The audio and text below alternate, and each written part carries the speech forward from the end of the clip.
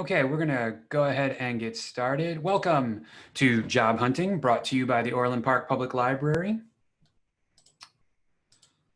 My name is Ian Lashbrook. I'm the Digital Services Manager at the Orland Park Public Library. That's my email address there.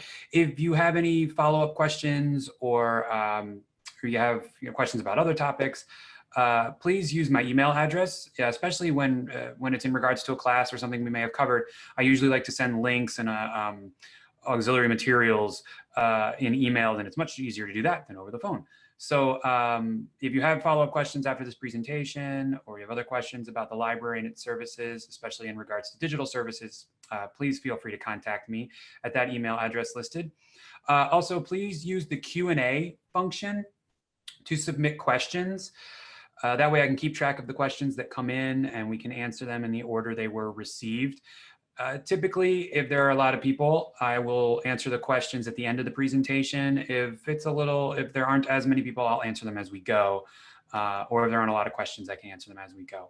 Okay, but sometimes the answer to the question is later on in the presentation. So, all right, let's go ahead and get started. So what we're going to cover tonight in job hunting, we're going to talk about job searching, right? That's what job hunting is. We're going to talk about some things, tools that can help you when looking for a job. Indeed.com, most people have heard of at this point. It's incredibly popular, and it's where a lot of people job hunt. I know also a lot of people get very frustrated with it. It is massive, it's gigantic, and it can be difficult to navigate. We're going to talk about things you should be thinking about, like industry resources, what industry you want to work in, which area of the workforce you want to be in, and then maybe kind of target your search within that area. We're going to talk about the careers college, but kind of in a broader sense, some of the resources available to you through the library. The careers college is one of them. I will actually take you to our website and show you where you can find quite a bit of job resources. The Careers College, lynda.com is another one. And if you haven't heard of lynda.com, it really is a great resource that can help you, especially if you need to get technology skills. If you want to brush up on skills, be able to kind of fill out your resume skills section, lynda.com is amazing. We're also going to talk a bit about the jobs that are currently in demand. With everything going on in the world and the pandemic, there are certain jobs that they need people for. There are a lot of jobs that have unfortunately dried up, but there are also kind of newer jobs or jobs that maybe weren't as popular before all of this happened that now have a shortage of personnel. So we'll talk a little bit about that as well. We're going to talk about communication, and this is a big thing. Job searching is one thing, but then actually reaching out to an employer, following up with an employer, those types of things. We're going to talk about some simple, very simple best practices, how to handle emails, how to handle voicemails when it comes to reaching out to and communicating with an employer. And then finally, we're going to talk about training resources. And that's the part where I'll show you some of our website resources and the things that are available to kind of help you either whether you're looking for a new job, whether you've been laid off or you're unemployed for any other reason. We have a lot of resources that can hopefully help you have a successful job hunt and come away with new employment. So let's go ahead and get started with job searching. Indeed.com is the big one. It's the #1 job site. It is massive. It is used by both prospective employers as well as prospective employees. It acquired Simply Hired, which was one of its biggest competitors. It surpassed Monster Jobs, which it's funny now, I still think of Monster Jobs as a popular website. It surpassed it in popularity over 10 years ago. So for a decade now, Indeed has been the #1 job site out there. You can search jobs, you can post your resume. It's also highly customizable. You can search for jobs within a specific field. You can search for specific salary ranges. You can search within a mile radius from an address or a zip code. It really is customizable. The problem, though, also is that there are a lot of people on it. You are not the only one, obviously, job hunting. And so a lot of people are there. I can tell you from personal experience, I have listed jobs when hiring on Indeed, and I remember one position I had open that I listed. I think I got roughly 70 resumes from Indeed, only 2 of which met the qualifications. There are ways to set up Indeed so that you auto apply for certain jobs with keywords or anything like that. And so be aware of that, especially if you're an employer looking to hire someone. But as an employee, be aware of that too, that it's really easy to get lost in the noise when it comes to Indeed. One of the things that I really recommend is that if Indeed is a great place to search out and try to find job listings, but anytime that that listing offers you a direct link to a company or an institution, to their website, to their HR, or gives you an email address, use that. Do not use the infrastructure of Indeed. As someone who has hired and tried to use Indeed, I have found that very difficult, and it's hard to kind of get through all of the noise. If you want your application to be seriously considered, sometimes it's best to use Indeed to find the job and then head to that company or that institution's website to complete the application process. Usually they have their own, and then Indeed kind of has its own. So while Indeed is great, I think, for job searching, your actual application process will go much smoother if you do it through the process that that company or institution uses. So job searching, where should we look? I know this sounds crazy, but local papers, local websites, some, especially independent businesses, only post in local papers and on local websites because they want someone local. They don't want to put a nationwide ad up. They don't want to put up an ad for a job that goes 50 miles out from where they are. They want to get somebody who knows the community, who maybe knows the customer or the demographics that they're going after. Pay attention to those local publications. Do they still have want ads, especially help wanted sections for you to look at? It's kind of surprising how often that still exists. Another thing is driving by. Sometimes you'll see, especially restaurants, like, looking for wait staff or front of house workers, things like that. That's meant to attract people who are going by, who are local, who the owner assumes lives nearby, knows the demographics, knows the people, maybe knows the establishment. So if you're looking for something local, think locally in terms of the way that you're going to, try and search for a job. Professional associations. So for instance, I'm a librarian. My professional association is the American Library Association. They not only hire, and they have their own job listings. I actually worked at ALA for several years. They also post portions of their, kind of groups, post jobs from all over the country, both, in Illinois as well as the other 49 states. Associations can be a great way to kind of learn about which jobs are out there.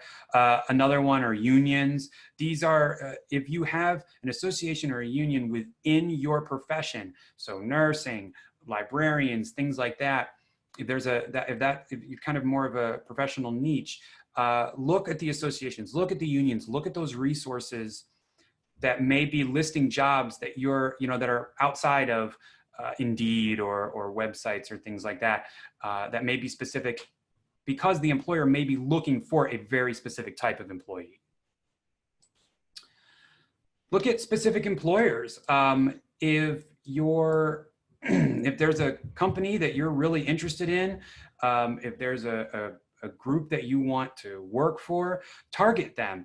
One thing people always say, and I know it's kind of tough, and I'm sure it's even more difficult right now, is you want to work at a job that makes you happy. You want to be employed in a market that you like, that you enjoy.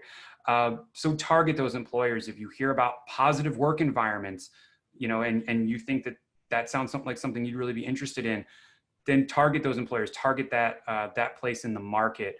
Don't just throw your resume everywhere and hope something sticks. You will do much better, especially if you get an interview and you get FaceTime with a hiring manager. You're going to do much better if you enjoy talking about, discussing, brainstorming in the market that you're interested in. Look at parent companies. This one's maybe a little odd and not everybody thinks about it, but if there's a local company that you really like we talked about specific employers, if there's a local company that looks interesting to you and you can't find a position with them right away, maybe they have other satellite offices nearby. Look at what their parent company is, or look, if it's maybe a franchise, look at the larger group and see if there's another location somewhere else nearby. Don't always, don't focus hyper local. If you're not having success, be sure to branch out, but always remember that especially a brand or a company that has multiple locations, you may be able to find a job at another location in the meantime, or if it's a company that you really like and you like maybe the work culture, or you like, what their services are, you can find a position with them somewhere else or in some other way. Don't always limit yourself to a single, location, a single place, especially when it comes to a company that may have a lot of satellites or franchises. So let's talk about the jobs currently in demand. I know a lot of people, unfortunately, have been out of work because of everything going on with the pandemic.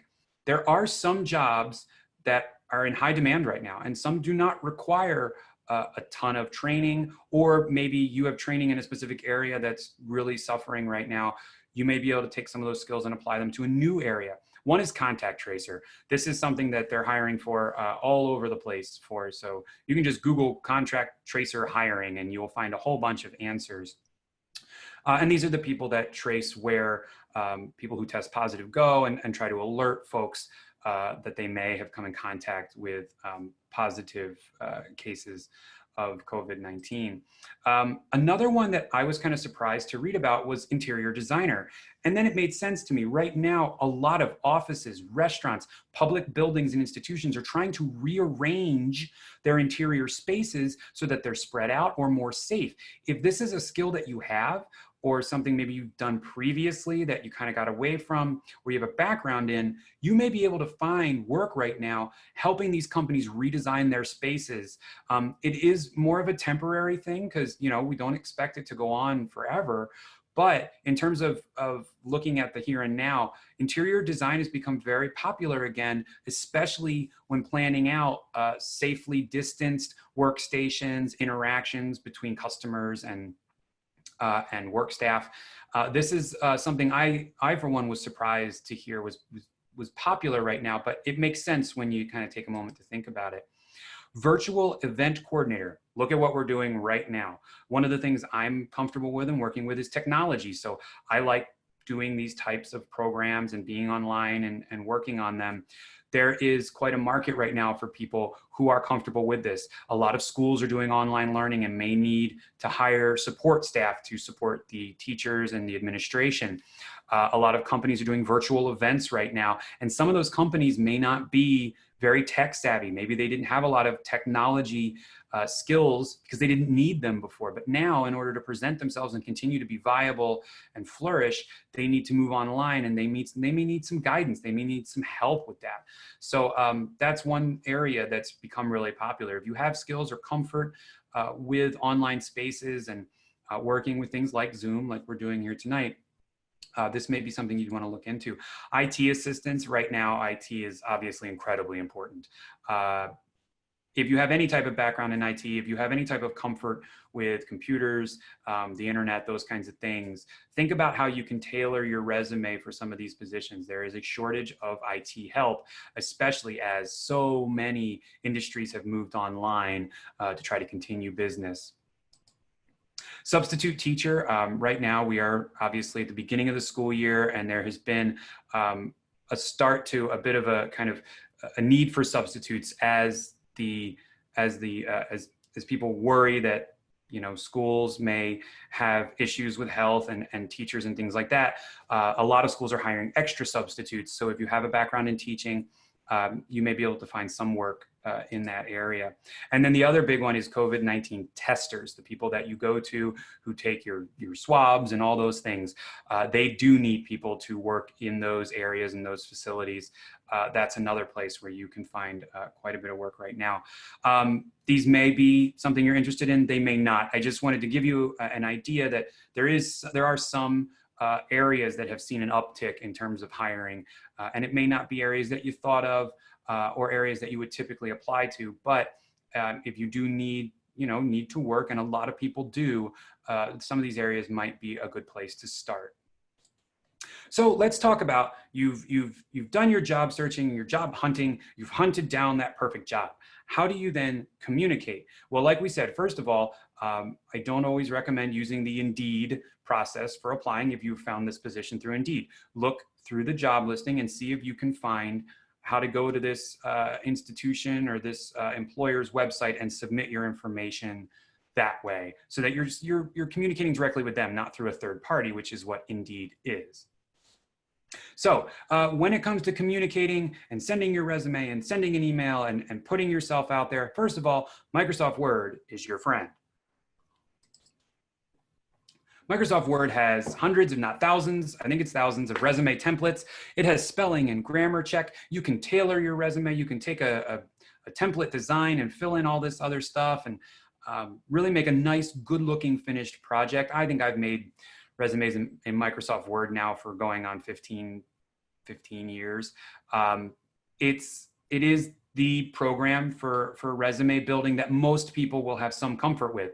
If you do not have Microsoft Word on your home computer, you can use Word Online for free to build a resume and then print it, email yourself a link to it. You can't, with Word Online for free, you can't save it as a file like you traditionally would. It lives more in the cloud, but you can always pull it up, edit it, print it.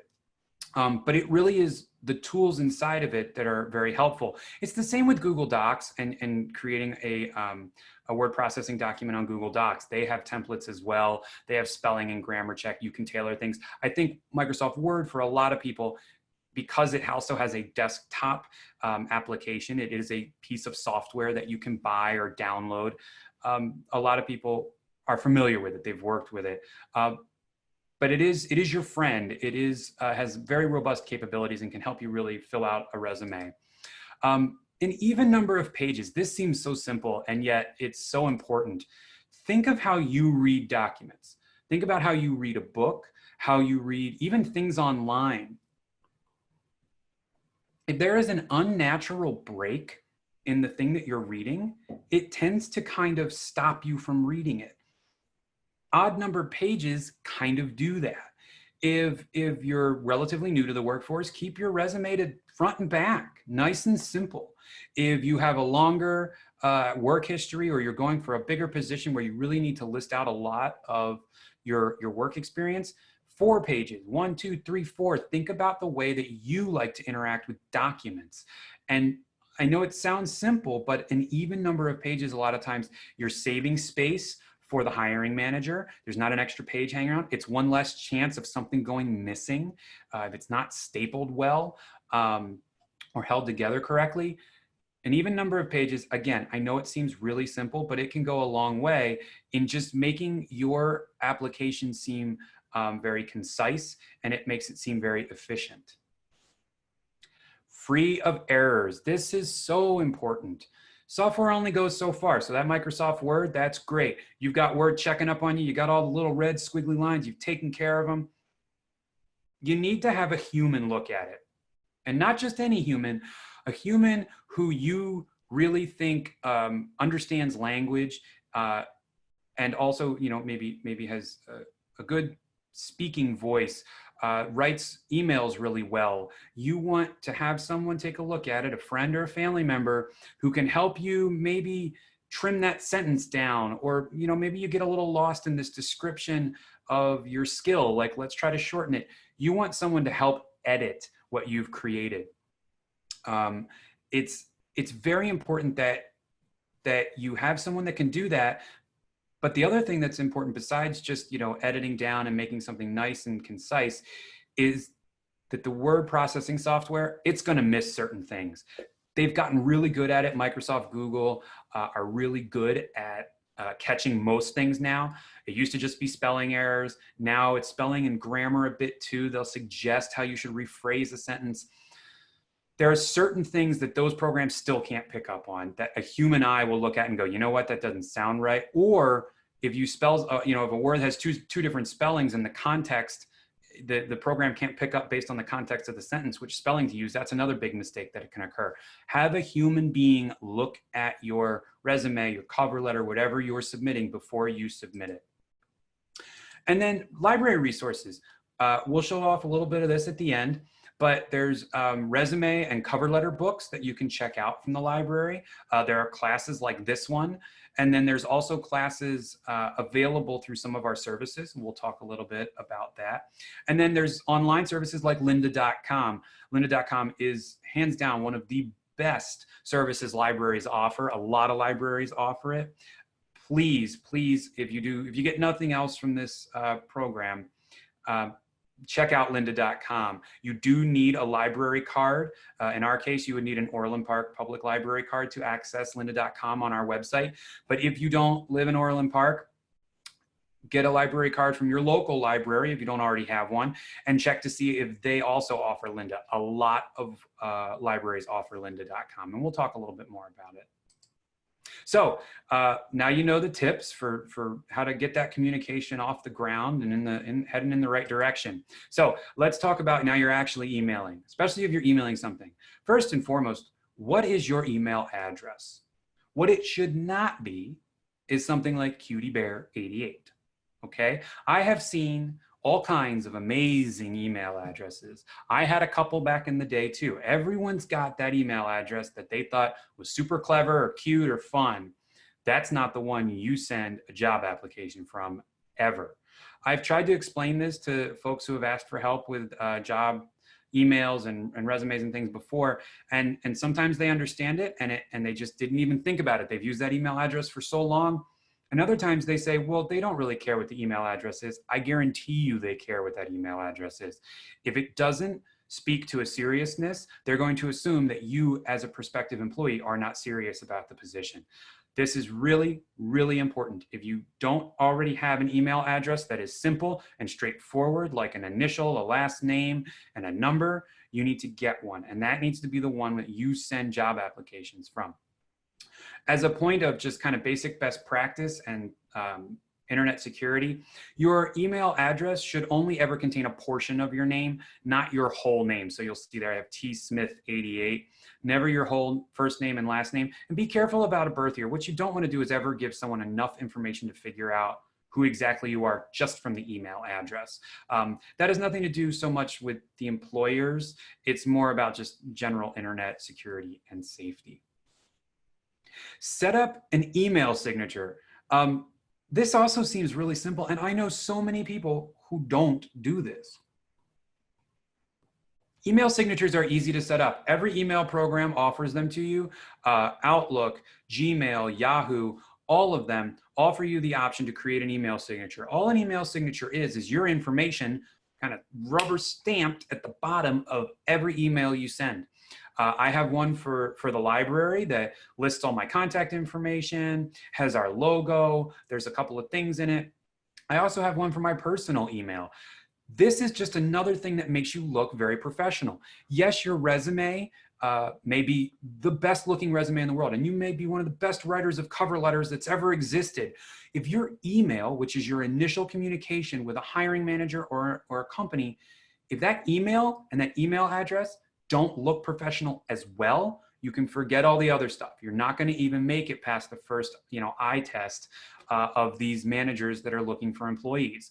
You want everything to look professional, serious, like you're really interested in the job. And to do that, you have to give this sense of that you understand a little bit of decorum and how to communicate, and that you are serious about the position. And these things will help you. Your email signature should have something like your name, your phone number, maybe your title, like I might put librarian in my personal email one.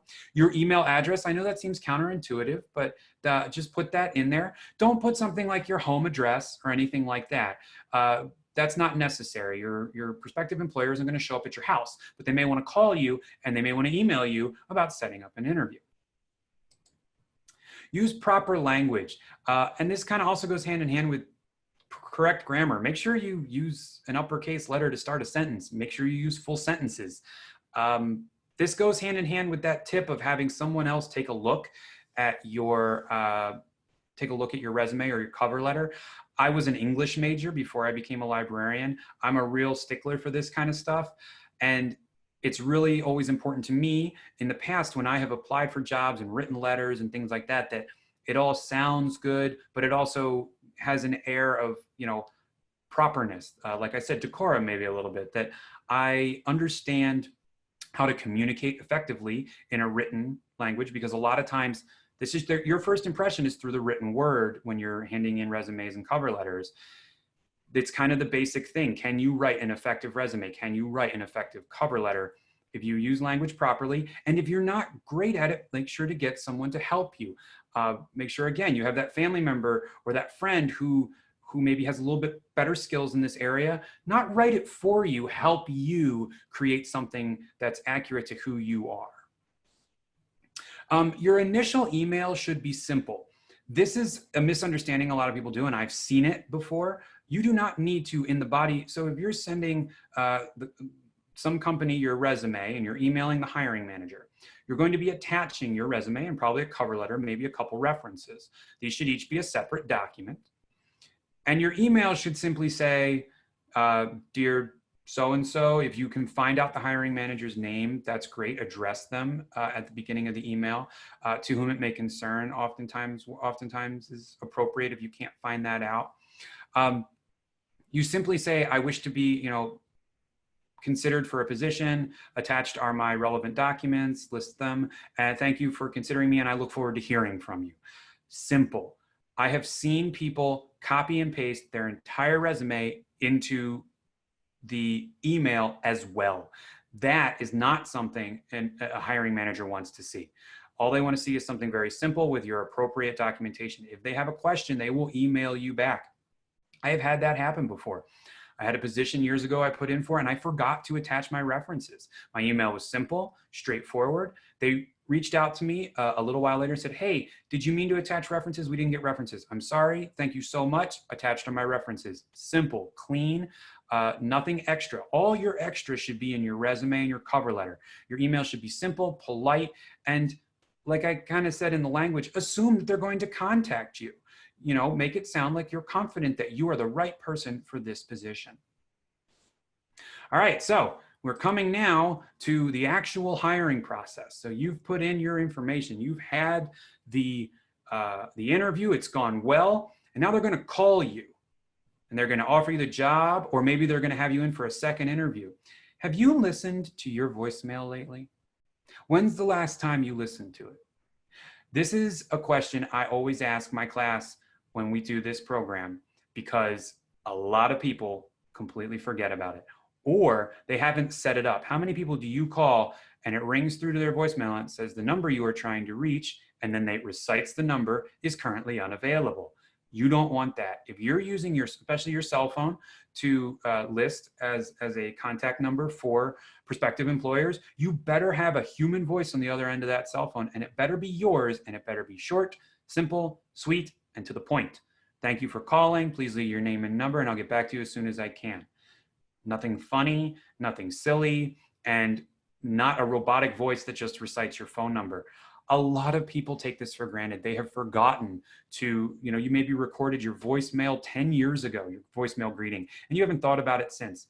If you're seriously looking for a job and you're listing your phone number and you're expecting employers to call you, you need to go listen to your voicemail, and you probably need to re-record it if it's been a while.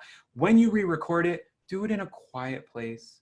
Do it in a place where you can really sit, and even if you have to read it off a script, write out what you want to say. Make sure it sounds nice, natural, to the point. And you can usually always just, okay, listen to it. I don't like that, re-record it again.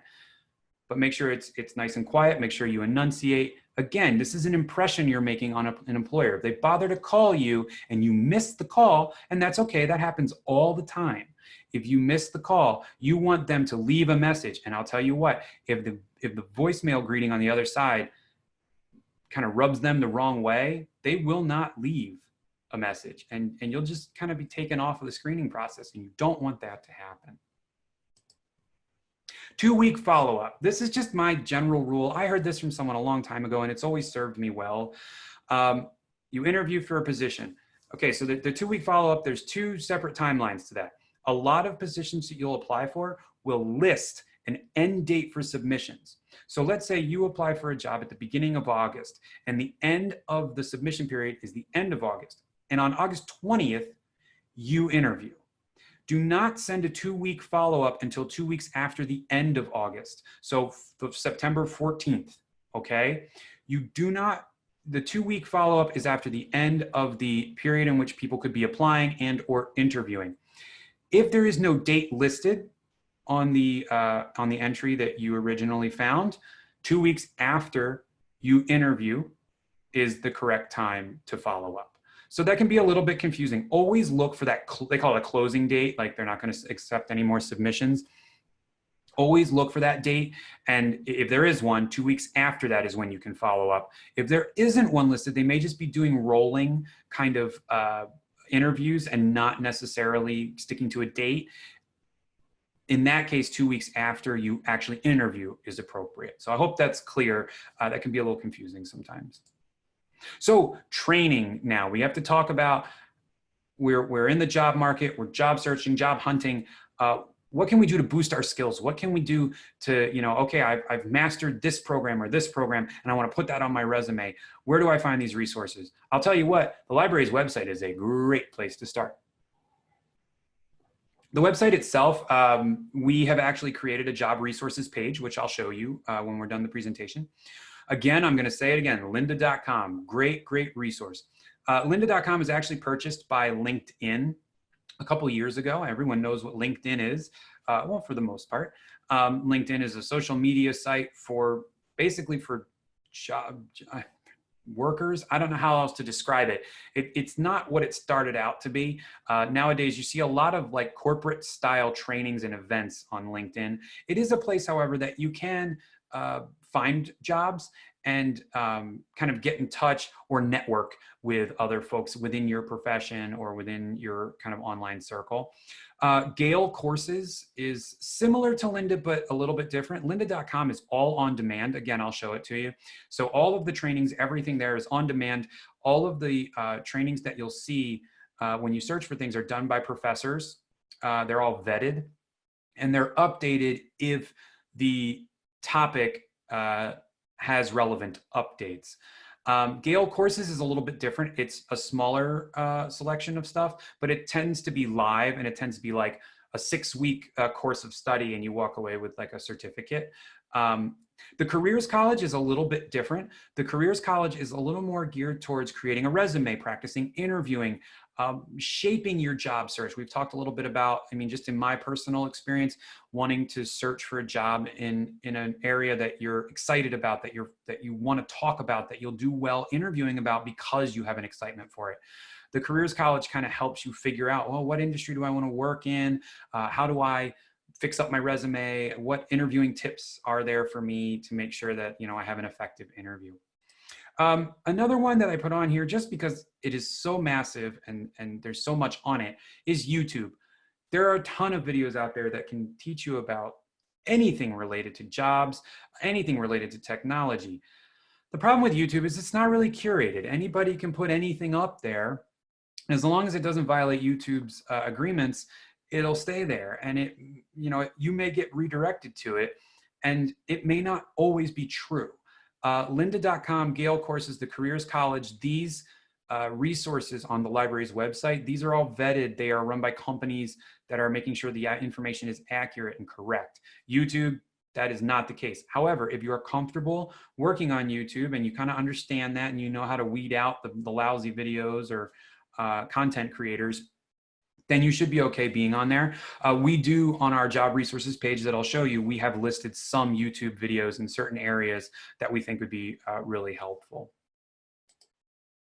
Okay, so that brings me to the end of the actual presentation. There's my information again. My name is Ian Lashbrook. I'm the Digital Services Manager at the Orland Park Public Library. I'll bring this back up at the end, but what I do want to do is show you some of the resources on our website. So hang on one second.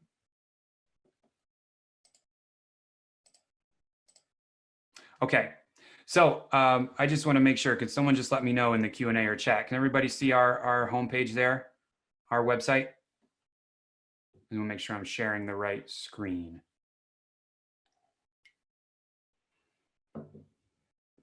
I think I am. Okay, great. Yes. So this is our homepage. This is our Orland Park Public Library homepage. And you'll notice right at the top, right in the middle, online resources. This is where you want to head. Now, I said it a little bit earlier. You will need, for most of these services, you will need an Orland Park Public Library card. Again, if you don't have one, if you're from a neighboring community or somewhere else, your local library probably has some, if not all, of these resources. So get a card with your local library if you don't already have one, and kind of look around their website and see if some of these things aren't there, especially Linda. Linda's pretty popular throughout the library world. Right here, you're going to notice right away, here's our new job resources page. We created this a couple months ago. When we click on that, we have a whole list of resources for someone who may be looking for a job. GCFlearnfree.org is a great website with a ton of training videos on all of these. You can see all of these different technology programs. Get Hired Illinois, Illinois WorkNet, and then here we've got the Careers College, Gale courses. You can search for jobs and estimate salaries using Reference USA, which is another service that we offer. We also have and you'll notice that a lot of these are on YouTube. And I said, YouTube can be tough. We've taken the extra step to curate some of this for you. And these are outside of Linda. I'm going to show you Linda in a minute. But these are just kind of a curated list of things that we think you probably need to understand in today's modern workforce, especially for an office job. You're going to need to know the Microsoft Office suite. You're probably going to need to know Google Drive, Docs, Sheets, those kinds of things. You're going to need to understand Windows. A lot of companies are using Office Online and OneDrive, which are really, popular for kind of storing documentation and collaborating on documents in the Microsoft environment. These are just things that you should probably take a look at. But you're also going to notice here, job skills, job hunting, and technology, searching for a job. There are other things here too. So these are great resources. Take a look on here. Now, in this online resources page, if we scroll down to the bottom, we have a whole bunch of databases and resources. The Careers College here is second. These are all listed in alphabetical order. The Careers College is here, and at the bottom of this first column is lynda.com. And then we also have Gale courses, which is in here as well. So let's go ahead to the Careers College. This is, once you use your library card to log in, this is the kind of home menu that you get. And you can see some things, build confidence, define your ideal job. What are your market skills, overcoming job loss? I mean, there's a lot here. This is more about kind of doing the whole process correct. It's not about the skills that back up what you're doing. It's about doing the actual job hunting and hiring and all of that.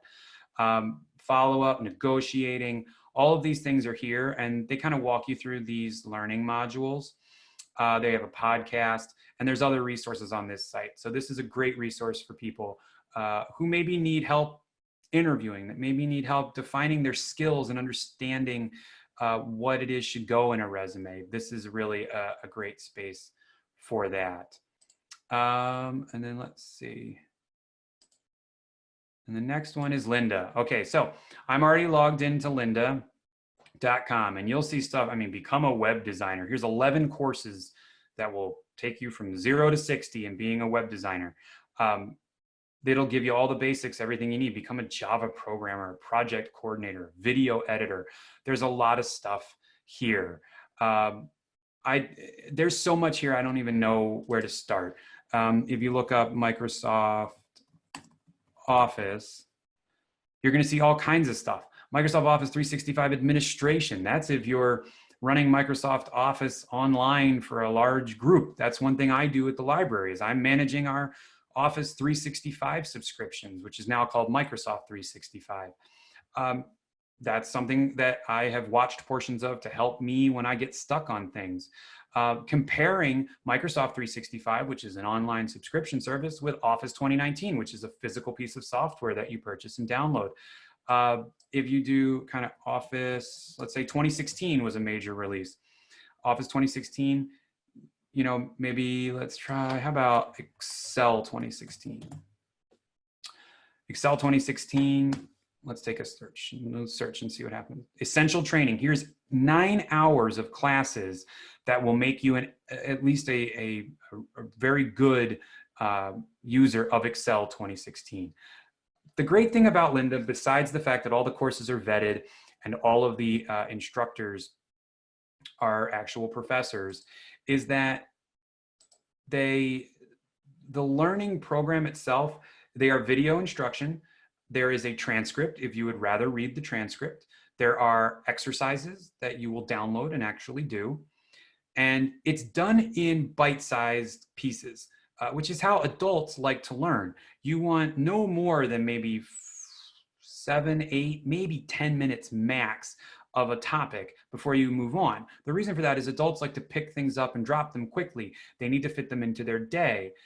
Lynda's arranged that way. It's arranged as kind of a playlist within a course. So you'll get a 1-minute introduction followed by a 2-minute quick overview of this one thing, followed by a 5-minute deep dive into this one feature. And it'll kind of work its way through that. You can bookmark, you can highlight certain areas that you thought were very helpful. It's a really robust website with a ton, and I do mean a ton of stuff in it. Photography, computers, a lot of it is based around technology, although they have started doing a lot more customer service oriented things, writing good business emails, how to deal with difficult customers, how to have good phone etiquette. These are all possible on lynda.com. So I highly recommend taking a look at Lynda, especially. And again, if you don't have an Orland Park Library card, look at your local library, see if they offer it as well. And I'm going to go ahead and put this back up. Oh. And ask if there are any questions, because that should bring us about to the end of our presentation. So thank you very much for coming and attending, and please use the Q&A, or you can use the chat, but I prefer the Q&A for any questions that you may have, and I'll hang out here for a minute to see if there are any, and I'll answer them if I can. And thank you all, and have a great evening.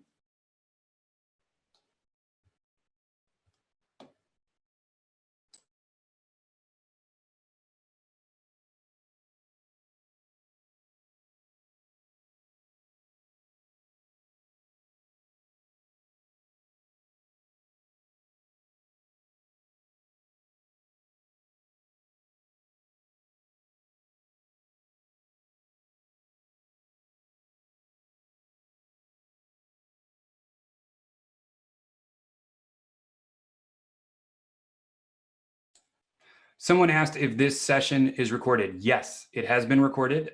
We will probably post it on YouTube and Facebook later this week or early next week. That just depends on how quickly it gets processed by our marketing department. But it will go up on YouTube and Facebook.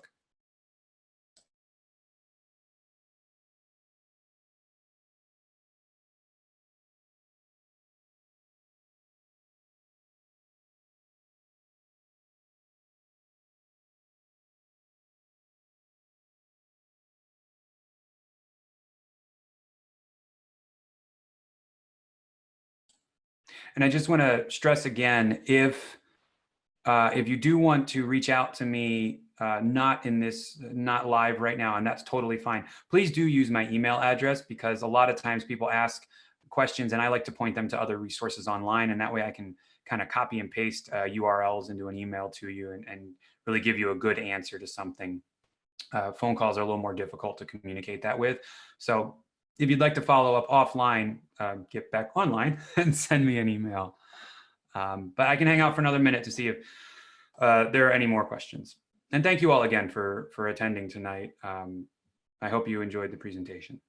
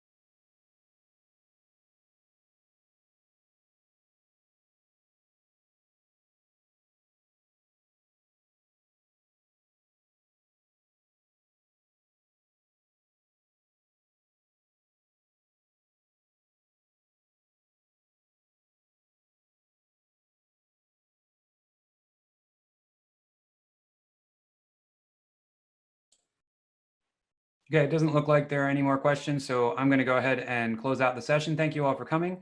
As I stated before, this recording will be available on our YouTube channel as well as on Facebook. So if you're interested in watching it again or sharing it, please, with family, friends, other folks, coworkers, please do feel free.